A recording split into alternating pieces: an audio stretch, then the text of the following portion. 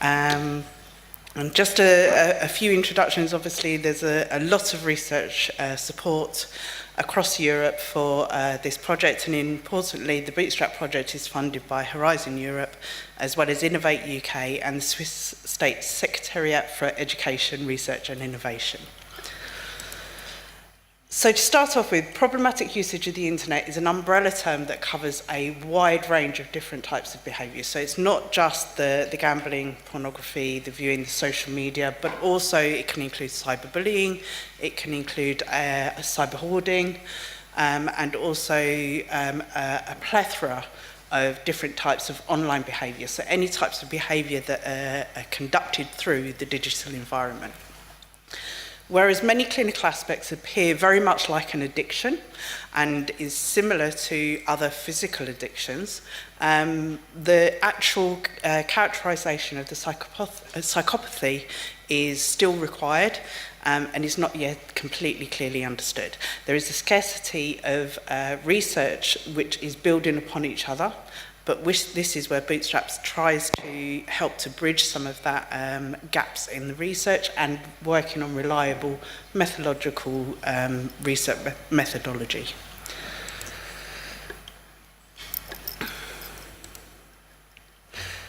So, whereas internet use can be seen as a whole landscape, the area that we're really more interested in is the top part, which is the problematic usage. Now, the majority of people sit under the curve and may have issues such as, struggling to sleep at night, or maybe not able to switch off, or maybe worried about missing that phone call. But the majority of people are able to deal with that in everyday life, the same way that they would in all of our areas of life. The problem comes when people it then slips into their mental health. It then starts to affect their own well-being. They then start to feel like they cannot cope with what is going on, and that is when it becomes problematic, which is the last part of the area, and that's the part we're really interested in. So we know that based on public health models and addiction models in particular, this can be related to age and gender.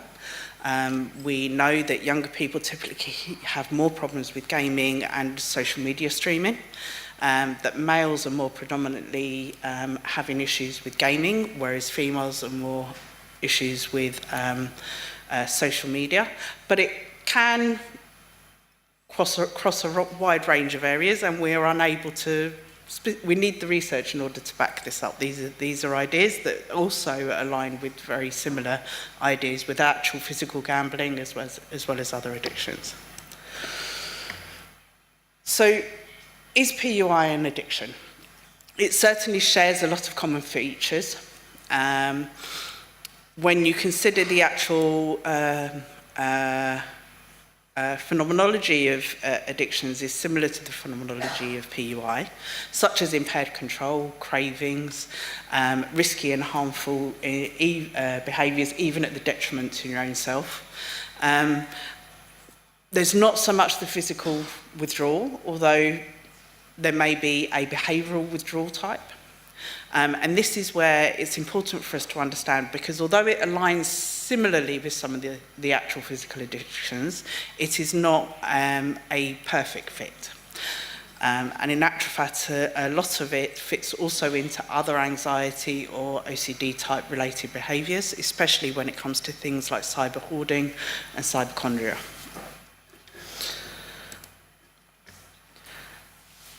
So the WHO has led this as an area of that is special concern to the public health, and this led to the Lancet Commission that members of the BootStRaP Project are also involved in. And the specific areas to look at is the access for those under the ages of 16. This is a digital world and environment, whereas the majority of people here in this room today grew up not having access to any form of technology to the extent that we do nowadays. The new generation have never known anything different.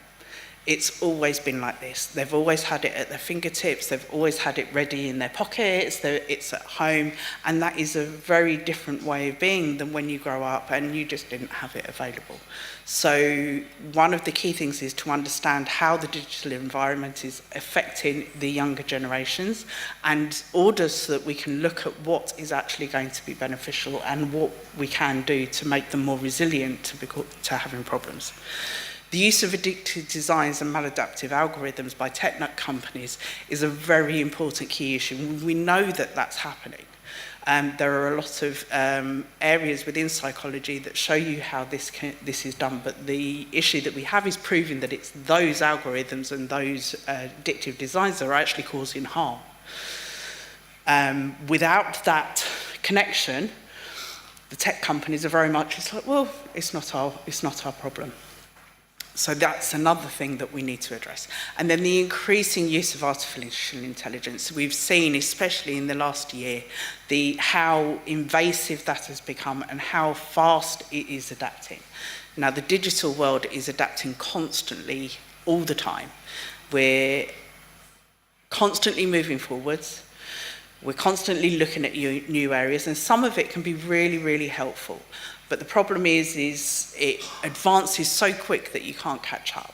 And that's what we're trying to do, is trying to predict what is going to be helpful and what isn't. So the emerging evidence for clinical harms. Social media and smartphone use is associated with depression as well as suicide. This was taken from a large epidemiological sample of young people. Numerous systematic reviews have shown that self-harm or suicide is associated with internet addiction and the use of websites with self-harm content. There is evidence that, suicidality as well as depression are confounding factors of PUI, and PUI is also associated with other substance addiction as depression, anxiety, OCD, ADHD, as well as just generally executive dysfunction. There is a rise in people looking for treatment to PUI.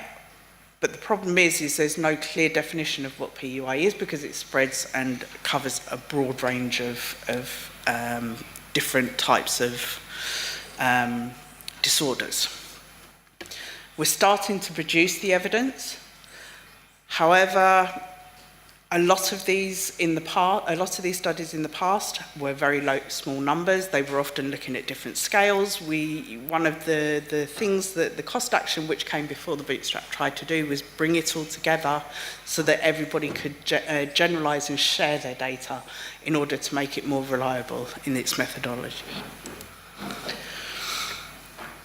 So within the ICD-11, there have been key changes to the diagnosis which relates to PUI. We now have gambling disorder and gaming disorder, which have a specific internet component to it. We also have compulsive sexual behaviour disorders, which has been added to the impulse control disorders section.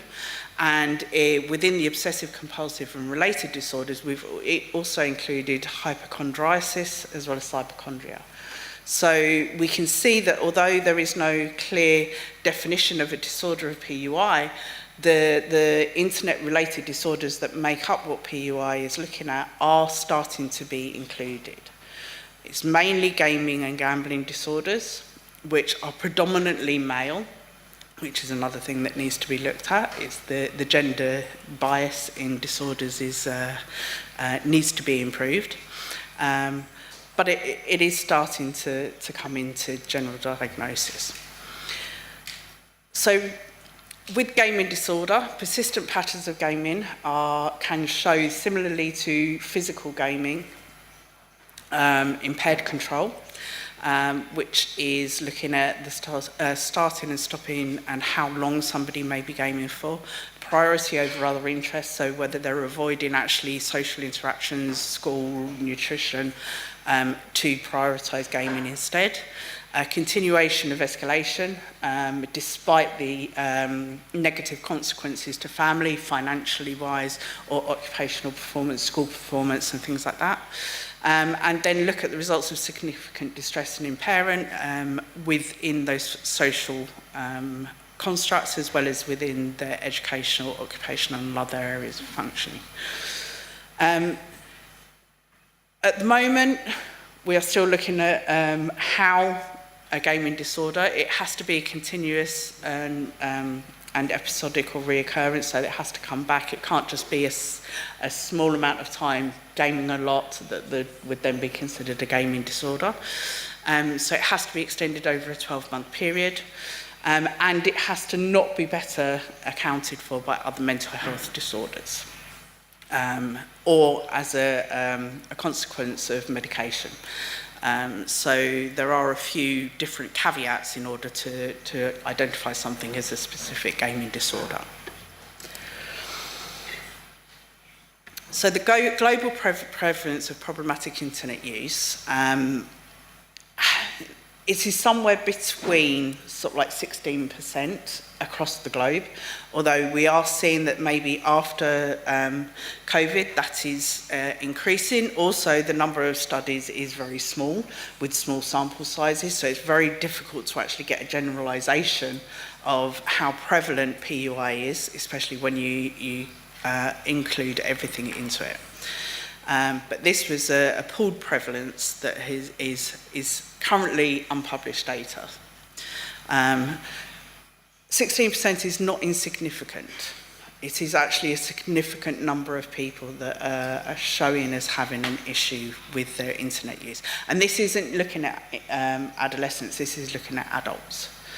And if adults are having issues, then the younger generation are going to be having even more issues than that.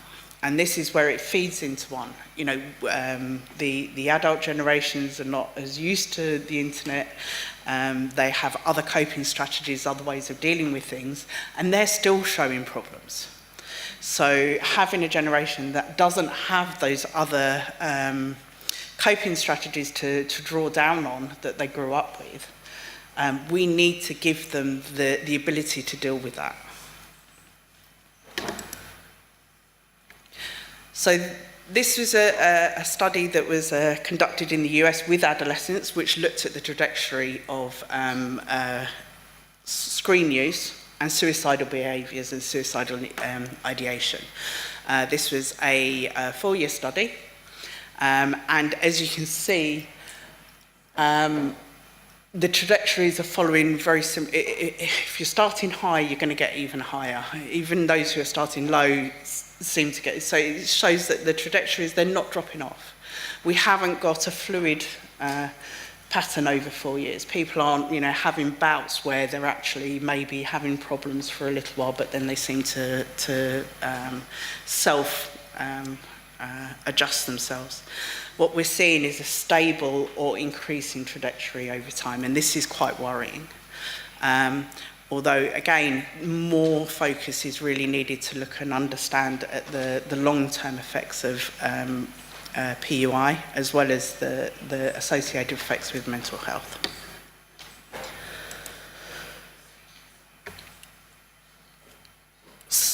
Again, we have a lot of people now coming asking for help with PUI, and as of yet there are limited numbers of actual treatment options. A lot of them follow sort of psychotherapy and CBT type treatments, but there are a lot of gaps and there is an absence of professionals. So this is where we feed into the BootStRaP, and as you can see, what is BootStRaP? So BootStRaP is an international multidisciplinary consortium which brings together scientists from across lots of different backgrounds. We started with the cost action, which included 55 members from 24 countries across Europe. And now currently in BootStRaP, we have 14 countries with 22 institutions involved. The principal investigator is Naomi Feinberg, and the primary contact for Horizon is Professor Jose Menchon from Spain. As part of this, we've also have our Learning to Deal with Problematic Usage of the Internet book. This is freely available through the website from ICOX, and we've got the links here. And this gives healthcare professionals, it's aimed at healthcare professionals and parents, and it gives what we know so far of PUI. What are some really helpful tips for parents, for teachers, for healthcare professionals, and how to have these conversations with people.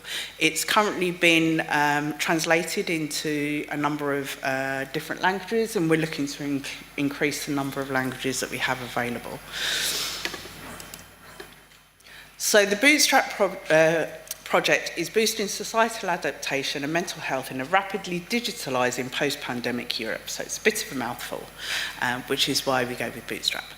And BootStRaP is looking at how the digitalised environment affects mental health and its relationship with the individual characteristics and social determinants. It is based on the IPACE model, which is a model of behavioural addictions, and is looking at the underlying characteristics as to why somebody may develop a problematic use of the internet. So we're aiming to look to see if we can identify who's most at risk, and then can create what strategies would best help those individually. So the determinants are numerous. It can be person, it can be the types of internet they're using, behavioural adaptation, mental health, physical health, psychological functioning, societal. And all of this drives into the types of interventions that we could be using. And then the consequences of the PUI can also include physical health. It can include your mental health, academic, vocational, psychosocial, your quality of life, as well as your resilience. And these are important things because if we can teach resilience, if we can teach better psychosocial adaptations, then we can reverse some of the effects. So the main BootStRaP objectives are to identify which individuals and societal factors and behaviours lead to PUI and how to best to tackle that. Now, it started off with the first phase, which is cohort 1. This was a purely assessment phase, and we had over 2,000 adolescents download an app onto their phone which monitored their behaviour, as well as asked them some general mental health questions and asked about their own internet habits, and we followed that up for 6 months. So we're just at the point where we're now looking at that data and what that can tell us, and then we're moving on to cohort 2. So what we do know, and this is again unpublished, we're only just looking at that, is that the number of 12 to 16-year-olds across the 9 countries who are showing a risk of PUI, so that they either have PUI use or a risk of PUI. As you can see, when we were looking at the bell curve, our line of the highest problems is about halfway there. So we think about 40% of adolescents were telling us that they find it difficult to manage their own internet use. We know that this is mainly females rather than males, although we did have more females who actually took part in the study, but still it was showing that there were more females who were telling us that they found it difficult to actually manage their own internet use than the males were actually telling us. When looking at the types of internet use, you can see social networking is very high. That's one that was most often, these are the types of things that they're using, as well as streaming media content and general surfing. But we're also seeing, and bearing in mind this is a study of 12 to 16-year-olds, there is a small number who are reporting online gambling, as well as pornography viewing. Now, these are things that they should not have access to. And this is where tightening up the policies of being able to access these environments is really, really important. It's not the whole picture, but it's part of the picture. So the BootStRaP Phase 1 preliminary findings, we have a sample of over 18,000 12 to 16-year-olds. 40%, around 40% reported that they were, or have shown to be at risk of increased use of PUI on the standardised scales. Females are overrepresented in this, in the high-risk group, and as we mentioned before, where social media seems to be more of an issue with females anyway, this could be shown, this sort of lines up with that. We know that those who are scoring high and at risk of PUI were also scoring high on general mental health symptoms, depression, anxiety, stress, OCD, hypochondria scales, inattention and hyperactivity problems, as well as increased stigmatisation and reduced quality of life. This also looks at poor emotional control and poor inhibitory control. Now, this is based on the IPACE model, where these two systems sort of drive into why somebody may be using the internet, either to help to manage their own emotions, or because they are having problem with switching off, not being able to do something, it becomes more habitual. We've found that they seem to be working to drive PUI, and at the same time that PUI also drives emotional instability as well as poor inhibitory control as well. So this is where in phase 2 we're at the point where we're now collecting a cohort. We've developed 2 interventions that help to teach young people how to control their emotions better without using the internet, or how to stop once they've started an action, how to set limits for themselves. And we're now testing those to see whether those will make a difference in reducing the risk of PUI at the end of a 3-month period. I'd mentioned previously, we've also got the Lancet Commission at the moment, which is going, and this is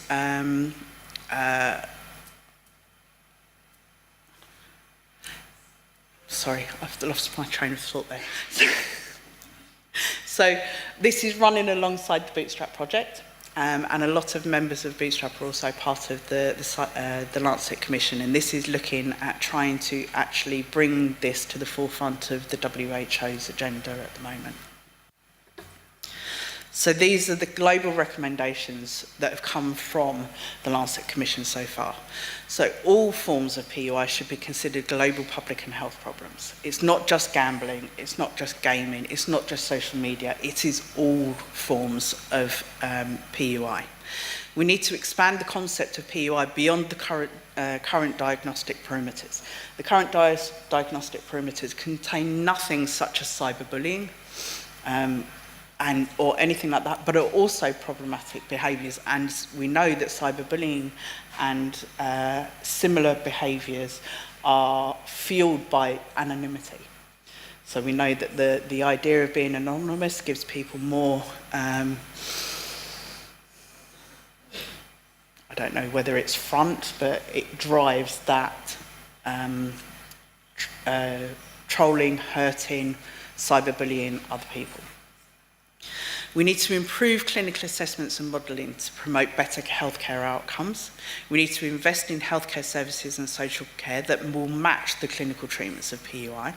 We need to develop a systematic approach to promote prevention and responses to PUI. So it's not just about how we treat it, it's how we stop it. What do we do in order to stop it from becoming this global problem?